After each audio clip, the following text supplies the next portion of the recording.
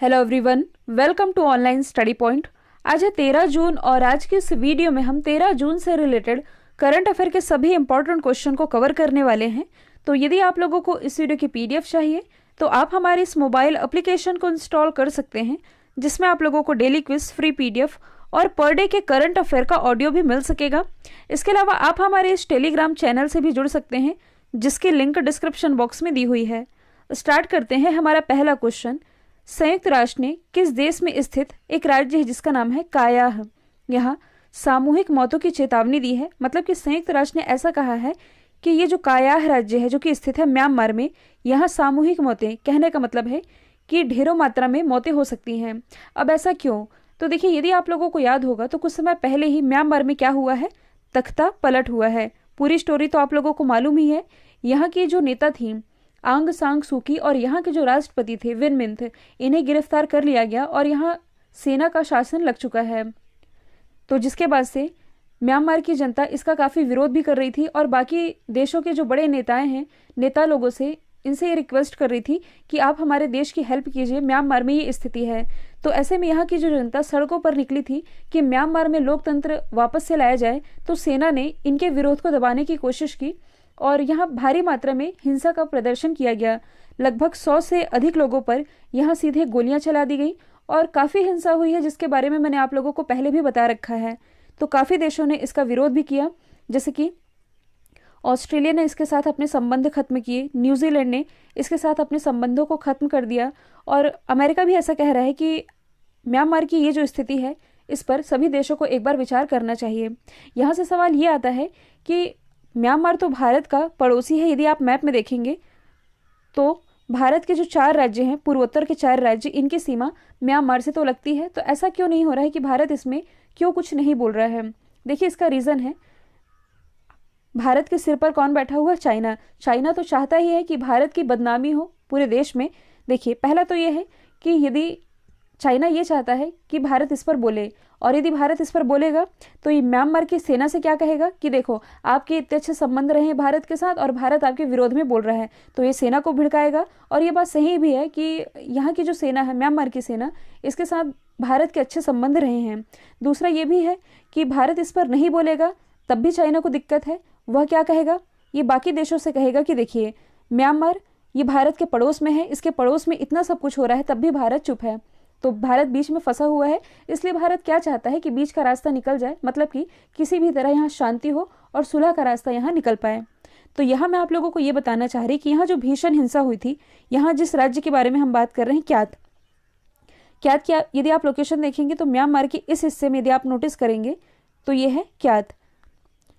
तो इस पर संयुक्त राष्ट्र का ये कहना है कि इस क्षेत्र में जिस हिसाब से हिंसा हुई है, तो इस हिंसा के चलते भूखमरी और बीमारी की समस्याएं ये जनित होंगी। और यदि देखा जाए तो यहाँ के लोग अब यहाँ से विस्थापित होने लगे हैं, यानी कि पलायन करने लगे हैं। और जो अन्य पड़ोसी राज्य हैं यहाँ सुरक्षा की मांग भी कर रहे हैं। तो यही सब देखते हुए यूनाइटेड नेशन ने इस पर अपनी चिंता जताई है। यदि हम बात करें म्यांमार की, तो इसकी कैपिटल है नायपीडो, करेंसी है क्यात। अगला क्वेश्चन है, हाल ही में कौन सा देश आधिकारिक तौर पर भारतीय ट्विटर विकल्प जिसका नाम है कू, इसमें शामिल हो गया है? तो इसमें शामिल हो चुका है नाइजीरिया।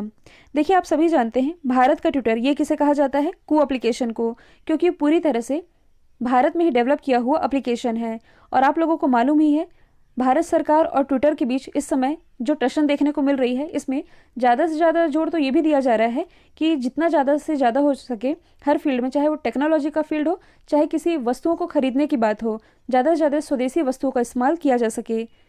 तो अभी तक तो भारत सरकार जोर दे रही थी, लेकिन इसी के विकल्प के रूप में, मतलब कि ट्विटर के विकल्प के रूप में, अब जो नाइजीरिया की सरकार है इसने इसी एप्लीकेशन पर, मतलब कि कू एप्लीकेशन पर अपना ऑफिशियल अकाउंट बना लिया है। और देखा गया है कि नाइजीरिया से, मतलब कि नाइजीरिया के जो यूज़र हैं ये बड़ी मात्रा में भारत के इस स्वदेशी कू एप्लीकेशन का इस्तेमाल कर रहे हैं। और हाल ही के दिनों में नाइजीरिया की सरकार ने ट्विटर पर भी बैन लगाया था। तो ट्विटर की किसी से बन नहीं रही इस समय, इसके काफ़ी सारे विवाद सुनने में आ रहे हैं। यदि हम बात करें कू एप्लीकेशन की, तो ये एक माइक्रो ब्लॉगिंग प्लेटफॉर्म है। ये एग्जैक्ट लाइन आप याद रख लीजिए। यदि आपसे ऑप्शन में पूछा जाए कि कू एप्लीकेशन ये कैसा प्लेटफॉर्म है, तो ये एक माइक्रो ब्लॉगिंग प्लेटफॉर्म है। ये भारत में ट्विटर का विकल्प है। इसकी शुरुआत 2020 से की गई थी, लॉकडाउन के दौरान। और ये किसके द्वारा डेवलप किया गया है? अप्रमेय राधाकृष्णन और मयंक के द्वारा। और इसी के लिए इन्होंने भारत सरकार का जो आत्मनिर्भर ऐप इनोवेशन चैलेंज था ये भी अपने नाम किया था। तो इसका नाम आप याद रखेंगे। तो अब यदि हम बात करें नाइजीरिया की, जो कि एक अफ्रीकी कंट्री है, इसकी कैपिटल क्या है? तो ये है अबूजा। करेंसी तो ये है नायरा। और नाइजीरिया से ही रिलेटेड एक चर्चित महिला का नाम आप याद रखेंगे। इनका नाम क्या है? नकोजी अंकोजी। ये नकोजी अंकोजी ये हैं कौन? तो ये भी हाल ही में WTO यानी कि वर्ल्ड ट्रेड ऑर्गेनाइजेशन की पहली महिला अध्यक्ष बनाई गई हैं। साथ ही WTO की अध्यक्ष बनने वाली ये पहली अफ्रीकी भी बन गई हैं। अगला क्वेश्चन है 47वें G7 शिखर सम्मेलन 2021 का आयोजन किस देश में किया गया? तो इस साल का ये जो 47वां G शिखर सम्मेलन रहा है ये ब्रिटेन की अध्यक्षता में आयोजित किया गया। यहाँ के जो प्राइम मिनिस्टर हैं बोरिस जॉनसन ये इसकी अध्यक्षता करेंगे। और भारत तो इसका देश नहीं है, ग्रुप ऑफ 7 है, यानी कि 7 कंट्रीज के एक समूह है। भारत इसका मेंबर नहीं है, तब भी भारत को इस बैठक में आयोजित किया गया है। और इस बैठक में वैश्विक स्वास्थ्य सहयोग, अंतर्राष्ट्रीय सुरक्षा, ऊर्जा नीति और आतंकवाद जैसे मुद्दों पर चर्चा की जानी है। G7 यानी कि ग्रुप ऑफ 7 कंट्रीज ये दुनिया की 7 बड़ी विकसित और उन्नत अर्थव्यवस्था वाले देशों का एक समूह है। ये 7 देश कौन कौन से हैं? France, Germany, Italy, UK, Japan, America और कनाडा। इसका जो गठन है ये 1973 में जो तेल संकट हुआ था इसके बाद ये अस्तित्व में आया था। पहले तो इसे G6 के रूप में जाना जाता था, लेकिन 1976 में इसमें कौन शामिल हुआ? कनाडा, जिसके बाद से ये ग्रुप ऑफ 7 के नाम से जाना जाने लगा। अब इसी का मतलब कि इसी का जो आयोजन है ये किया जाना ब्रिटेन में। तो आप मैप में देख सकते हैं ब्रिटेन की लोकेशन। इसकी कैपिटल है लंदन। लंदन जो कि टेम्स नदी के किनारे बसा हुआ है। यहाँ की करेंसी अभी तो है पाउंड स्टर्लिंग, लेकिन जल्द ही ये अपनी एक डिजिटल करेंसी जिसका नाम है ब्रिट कॉइन ये लाने जा रहे हैं। ब्रिटेन ये यूरोपीय यूनियन से अलग होने वाला विश्व का पहला देश है। इसके अलावा क्लाइमेट इमरजेंसी लागू करने वाला ये विश्व का पहला देश बना है। साथ ही ब्रिटेन के द्वारा ये घोषणा की गई है कि आने वाले समय में मतलब कि 2030 से ये अपने देश में पेट्रोल और डीजल कारें बिल्कुल भी नहीं चलाएंगे। मतलब कि यहाँ पूरी तरह से ई वाहनों को बढ़ावा दिया जा रहा है प्रदूषण की समस्या से निपटने के लिए। अगला है, देखिए भारत की नदियों से रिलेटेड ये जो टॉप 100 इंपॉर्टेंट क्वेश्चन है आप लोगों के लिए अपलोड किए गए हैं। इसे आप जाकर के देख सकते हैं, लिंक डिस्क्रिप्शन बॉक्स में दी हुई है। फिर अगला क्वेश्चन है, अमेरिका के बाद किस स्पेस एजेंसी ने शुक्र ग्रह के अध्ययन के लिए मिशन भेजने की घोषणा की है? तो यदि आप लोगों को याद होगा तो हाल ही में जो अमेरिका की स्पेस एजेंसी है नासा, इसने शुक्र ग्रह के अध्ययन करने के लिए 2 मिशन भेजने की घोषणा की है। ये 2 मिशन कौन कौन से हैं? तो एक तो है दा विंची और दूसरा है वेरिटास, जो कि क्रमशः 2028 और 2030 में भेजा जाएगा शुक्र ग्रह में वहाँ अध्ययन करने के लिए। और सबसे पहले आप शुक्र ग्रह की यदि आप लोकेशन देखेंगे तो सन से आप देखेंगे यदि तो बुध, शुक्र, पृथ्वी, मंगल। मंगल ये तो चर्चे में है, इसके बारे में हम डिस्कस करते ही रहते हैं। पृथ्वी से पहले पड़ता है शुक्र, तो इसे तो पृथ्वी की जुड़वा बहन के रूप में जाना जाता है। मतलब यदि देखा जाए तो आकार और संरचना में काफ़ी हद तक ये पृथ्वी से मिलता जुलता है। इतनी सारी समानता होने के बावजूद ये जो शुक्र ग्रह है ये पृथ्वी से इतना भिन्न कैसे हो सकता है? कहने का मतलब है कि यदि पृथ्वी की जलवायु देखा जाए और शुक्र ग्रह की जलवायु देखा जाए तो जमीन आसमान का फर्क है। शुक्र ग्रह की जलवायु आप कह सकते हैं कि ये ग्रह इतना ज़्यादा गर्म है कि आग उगलता है और इतना ज़्यादा गर्म है कि ये शीशे को भी पिघला सकता है। तो इन दोनों ग्रहों में इतनी ज़्यादा भिन्नता कैसी हो सकती है, यही जानने के लिए अब जो ESA है यानी कि इसकी फुल फॉर्म बनती है यूरोपियन स्पेस एजेंसी। ये कोई एक देश की स्पेस एजेंसी नहीं है, इसमें टोटल 20 मेंबर कंट्री हैं। इसी के द्वारा इस ग्रह के अध्ययन के लिए एक मिशन भेजा जा रहा है और इसका नाम क्या होगा? तो इसका नाम होगा एना विजन।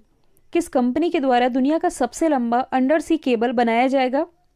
तो देखिए यदि आप लोगों को याद होगा तो कुछ दिन पहले मैंने आप लोगों को बताया था, ये शायद 1-2 महीने पहले की न्यूज़ है, जो रिलायंस जियो है इसके द्वारा ये घोषणा की गई थी कि ये दुनिया का सबसे लंबा अंडर सी केबल बनाएगी। लेकिन ये 1-2 दिन पहले की न्यूज़ है। जो गूगल है इसने ये घोषणा कर दी है कि ये दुनिया का सबसे लंबा अंडर सी केबल बनाने जा रहा है। अंडर सी कहने का मतलब है कि ये जो केबल है ये समुद्र के भीतर से यानी कि पानी के अंदर से जाएगा। और ये किस रास्ते को कवर करेगा?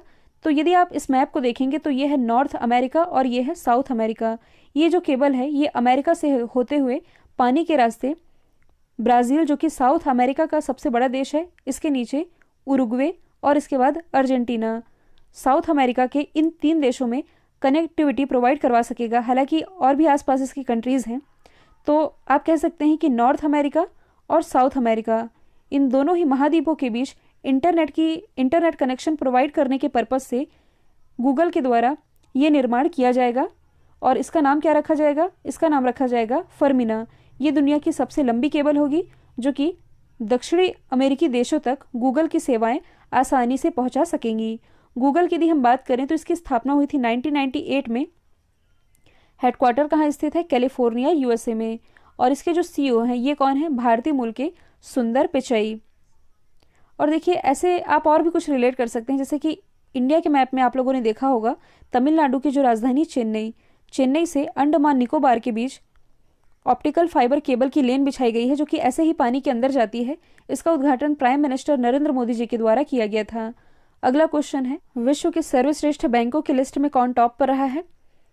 तो दुनिया के सबसे सर्वश्रेष्ठ बैंकों की लिस्ट जारी की गई, जिसमें टॉप पर रहा है डीबीएस बैंक। डीबीएस जो कि सिंगापुर का एक बैंक है, इसने इस रैंकिंग में टॉप किया है। दूसरे स्थान पर केरल में स्थित सीएसबी बैंक, इसके बाद आईसीआईसीआई और एचडीएफसी बैंक का स्थान आता है। यदि हम बात करें स्टेट बैंक ऑफ इंडिया की, जो कि इस लिस्ट में 7वें स्थान पर बनी हुई है। अगला क्वेश्चन है, हाल ही में भारत के जैविक कृषि उत्पादों का निर्यात 2020-21 में कितने प्रतिशत बढ़ा है? तो ये भारत के लिए तो गुड न्यूज़ ही है, क्योंकि भारत में जो जैविक कृषि उत्पाद हैं इसके एक्सपोर्ट में बीते वर्ष 51% की बढ़ोतरी देखने को मिली है। अब ये जैविक कृषि उत्पाद ये होते क्या हैं? तो आप लोगों ने जैविक खेती के बारे में तो सुना ही होगा, यानी कि ऑर्गेनिक फार्मिंग के बारे में। ये होती क्या है? तो ये कृषि की वह पद्धति आप कह सकते हैं जिसमें कि रसायन और कीटनाशक इनका न्यूनतम इस्तेमाल किया जाता है, यानी कि ना के बराबर। और इस खेती के माध्यम से जिन प्रोडक्ट्स का उत्पादन होता है, जैसे कि जो फल या सब्जियां इसी जैविक खेती के माध्यम से उगाई जाती हैं, इन्हें हम जैविक कृषि उत्पाद कहते हैं। जैसे कि जैविक खेती लागू करने वाला भारत का पहला राज्य ये सिक्किम है, आप सभी जानते हैं। और अभी हाल ही में जो लक्षद्वीप है, लक्षद्वीप ये 100% ऑर्गेनिक का दर्जा पा चुका है सिक्किम के बाद। और इन जैविक कृषि उत्पादों के निर्यात में भारत ने बीते वर्ष यानी कि 2020-21 में तेल, खली, तिलहन, अनाज, बाजरे, मसाले आदि इनका एक्सपोर्ट किया है। देखिए बाजरे से आप लोगों को क्या याद आ रहा है? हाल ही में जो उत्तराखंड है, उत्तराखंड का जैविक बाजरा, इसका सप्लाई कहाँ किया गया है? तो इसका पहली बार सप्लाई किया गया है डेनमार्क को। तो ये एडिशनल तौर पर आप याद रख सकते हैं। अगला क्वेश्चन है, किस राज्य सरकार ने वृक्ष संरक्षण और संरक्षण अधिनियम 1975 में संशोधन करने का फैसला किया है? तो ऐसा फैसला भी हाल ही में महाराष्ट्र गवर्नमेंट के द्वारा किया गया है। और इस संशोधन से होगा क्या?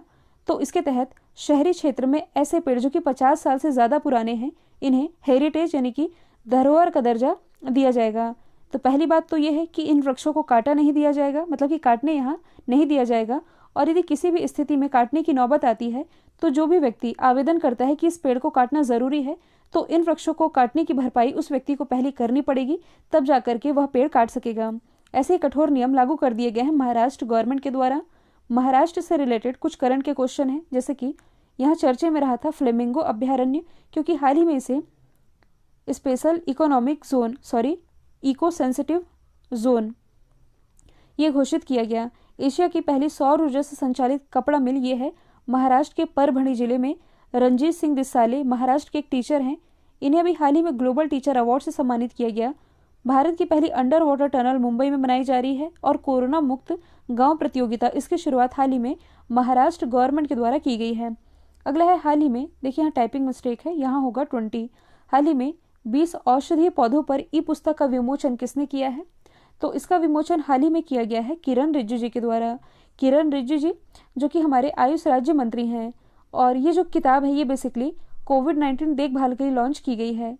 इस ई बुक में जिन जड़ी बूटियों का उल्लेख किया गया है उनका उपयोग खांसी, सिर दर्द, कमजोरी आदि सिचुएशन में किस तरह से किया जा सकता है, ये सभी डिटेल में बताया गया है इस किताब में। और मेन पर्पस ये है कि औषधीय पौधों के बारे में लोगों को कैसे अवेयर किया जाए, ताकि इस कोविड-19 महामारी के बीच में जो छोटे मोटे हेल्थ इशू होते रहते हैं, इससे आयुर्वेदिक तरीकों से निपटा जा सके। और इसी के लिए इस ई बुक को लॉन्च किया है किरण रिजिजू जी ने। अगला है, हाल ही में आरबीआई ने यानी कि रिजर्व बैंक ऑफ इंडिया ने कोलकाता में स्थित बंधन बैंक के एमडी और सीईओ के रूप में किसे नियुक्त किया है? तो ये नियुक्त किए गए हैं चंद्रशेखर घोष। यदि हम बात करें बंधन बैंक की, तो इसकी स्थापना 23 अगस्त 2015 में की गई थी। इसका हेडक्वार्टर कोलकाता में स्थित है। इसी के सीईओ एमडी सीईओ बने हैं चंद्रशेखर घोष। यदि हम अदर ऑप्शन की बात करें तो शशिधर जगदीशन, ये एचडीएफसी बैंक के एमडी सीईओ हैं। और संजीव चड्डा, ये बैंक ऑफ बड़ौदा के एमडी सीईओ हैं। विश्ववीर आहूजा, ये हैं आरबीएल बैंक के एमडी सीईओ। ये वही आरबीएल बैंक है जो कि हेल्थ कार्ड जारी करने वाला भारत का पहला बैंक बना था। हालांकि इसने अपना ये हेल्थ कार्ड 2019 में जारी किया था, और मैं आप लोगों को 2019 से ही करंट अफेयर पढ़ा रही हूँ। ये मैंने आप लोगों को पढ़ाया था, ये अक्टूबर 2019 की न्यूज़ है, तो ये एडिशनल तौर पर आप याद रख सकते हैं। कल जो मैंने आप लोगों से सवाल पूछा था, राइट आंसर था MIT। अब आप लोगों के लिए आज का सवाल है, विश्व का पहला मास्क फ्री कंट्री ये कौन बनने जा रहा है? तो इसका जो भी आंसर है कमेंट बॉक्स में आप लोगों को बताना है। वीडियो आप लोगों को शेयर ज़रूर करना है, और लाइक तो आप करते ही नहीं है, क्या ही कहें अब। तो वीडियो यदि पसंद आया है तो लाइक कीजिए, शेयर कीजिए, और चैनल को सब्सक्राइब करना बिल्कुल मत भूलिएगा। आज के लिए इतना ही। Thank you so much.